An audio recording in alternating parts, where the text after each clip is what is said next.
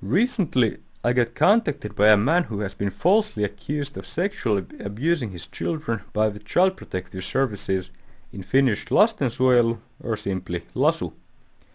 The claims were found to be completely untrue by court, but that doesn't matter. He is now branded as a child abuser for the rest of his life, since nobody cares about the court decision. What matters is that he was accused. He is suffering from severe mental problems because of this, and he does not want any personal details revealed, since he and his family have been threatened by the social workers that those will take revenge if their misdeeds are publicized. I will not reveal his real name, but instead refer to him as Philip. Philip is a married man who has been living in Finland for over 20 years. He has an immigrant background. To contrast the horrible claims made about him, he has no criminal record, nor has he ever been arrested. He wrote me his story, and I will now read while offering some commentary. The title of the story is Innocent Until Falsely Accused. I will talk to you about the covert actions, some made by covert narcissists, taken against me and my family, and also against local men. This account is intended to be informative and also reveal issues that must be discussed by men because they surely cannot continue, and I invite you to consider what could happen if things were to get worse. Local authority. This local authority has autonomy and delegated authority without oversight.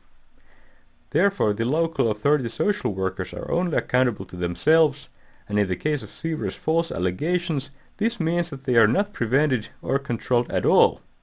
Practically, almost anyone who is unscrupulous can make a false allegation, even a criminal allegation, anonymously. The system therefore does absolutely nothing to prevent or limit the potential of false allegations to be used as a weapon. There are social workers that have a personal agenda or vendetta against men or against multicultural families. The victims of this persecution are offered little or no protection against prejudice and racial abuse. In my experience, the solution offered by the social worker is to relocate to another area. This is the same proposal now offered to peaceful, innocent Ukrainians. Essentially anyone that is forced from their home by terror is a refugee. I can say 100% that Finnish social workers, in my experience, enable a system of terror. Making complaints to avi, in Finnish aluehallintovirasto, results in an official reprimand when they break child welfare laws. However, due to the militant nature of this radical feminist ideology, they are out to get you after that. You are innocent until falsely accused, but once falsely accused, you are branded with their mark. The police and social services employ prejudiced people that, due to their internal prejudices, are convicted that you are guilty and they are out to get you.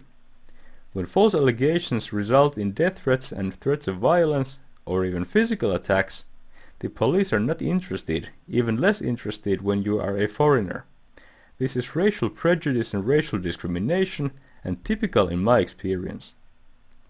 Both police and social workers are easily led because they are institutionally taught to behave so. This local authority, which I will not name due to fear of reprisals or revenge attacks, has done nothing to build trust or develop a positive relationship. They have earned and deserve contempt and disrespect, and I have learned that they are not to be trusted.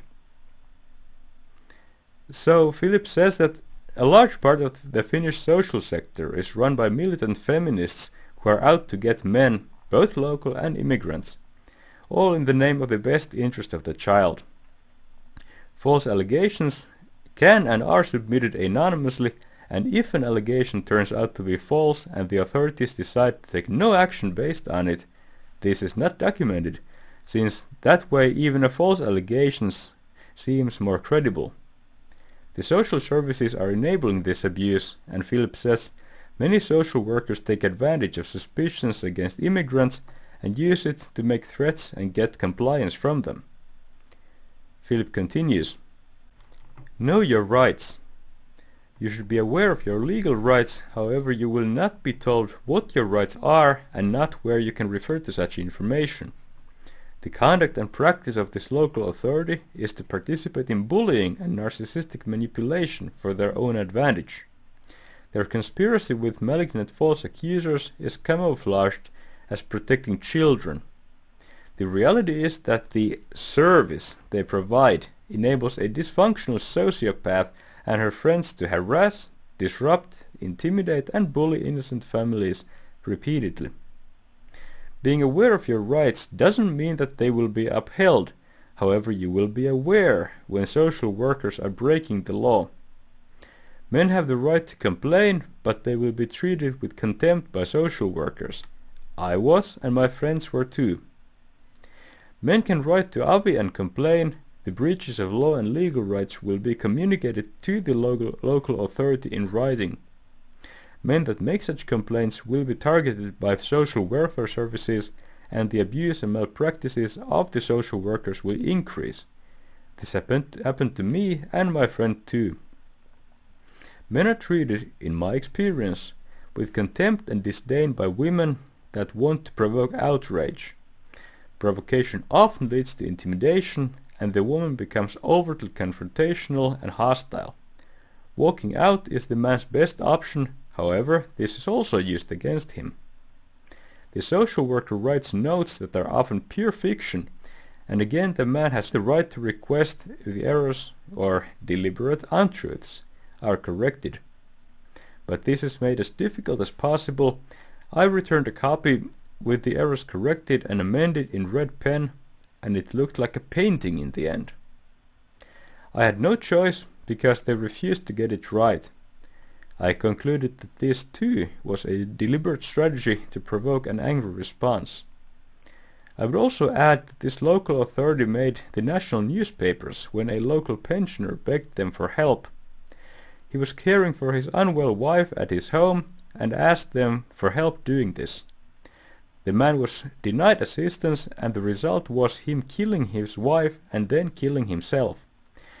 This event was followed shortly thereafter by the resignation of the social services manager, a woman who proved herself to be cold, cruel, and overtly hostile.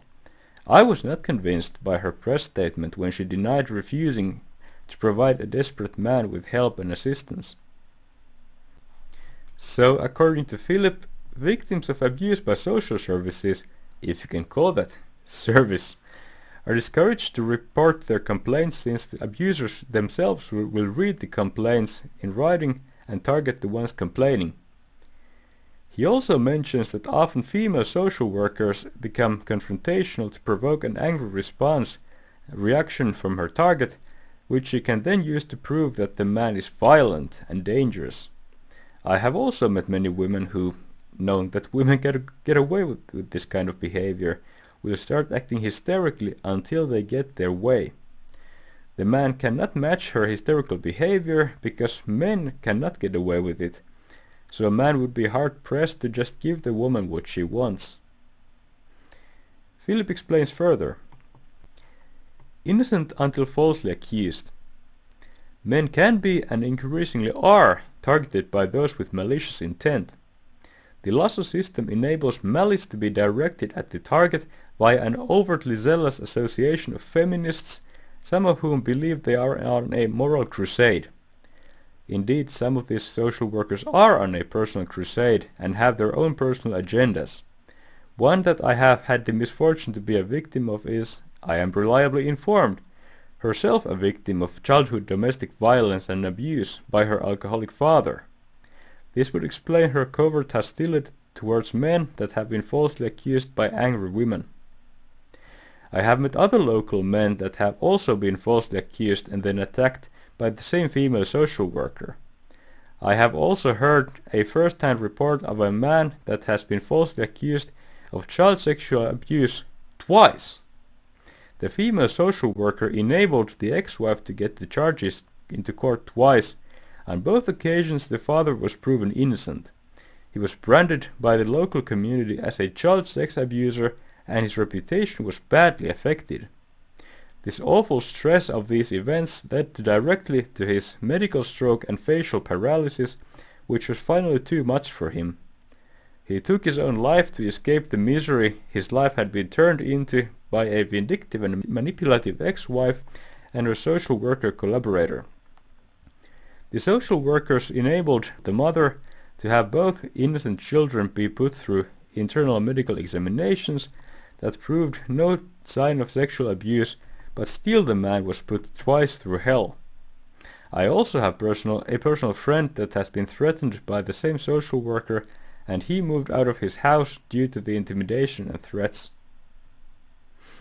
If Philip's story is true, then this should prove that the so-called Child Protective Services system is a threat to all men and children in this country. If not entirely run by, then at least a large portion of it is controlled by a group of man-haters that have no problem driving men to suicide on a whim. Now to the last part of Philip's story. Rubbish in, rubbish out. The results or outcomes of any process rely upon the quality of ingredients or components used and the skills of the operators.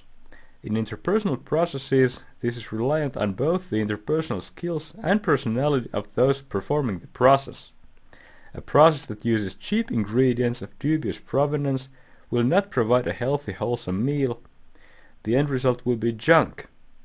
When the process is reliant on factual information, the key equation is simple. Rubbish in, rubbish out. Finnish social services enable, allow and welcome rubbish information in. Any person can tell them anything, and even in the case of criminal allegations, the person making the allegation will remain anonymous. There is no disincentive to abuse the system. There are some people that believe they can lie to social workers, social services, and abuse the child welfare system to harass and intimidate people. There are social workers that are highly narcissistic and very unpleasant and manipulative people. I know this because I have had to deal with them. I have met other local men that have suffered the same abuse because the local authority has a reputation for being an abuser of authority. I have met a church elder and his wife who works for the local authority that have themselves been falsely accused by social workers, and they now help to protect other families under threat and intimidation from local authority social workers. Perhaps the most disgusting thing was discovering that this local authority was using a tukihenkilö, somebody who closely works with children, who is a director of a children's home in a neighboring town. How is it possible that such a conflict of economic interest is not declared? It was not declared. I researched this person and found out the facts, then communicated it to Avi, and soon thereafter the person vanished from their role within the local authority. I am sure this should be illegal activity. It is clearly immoral.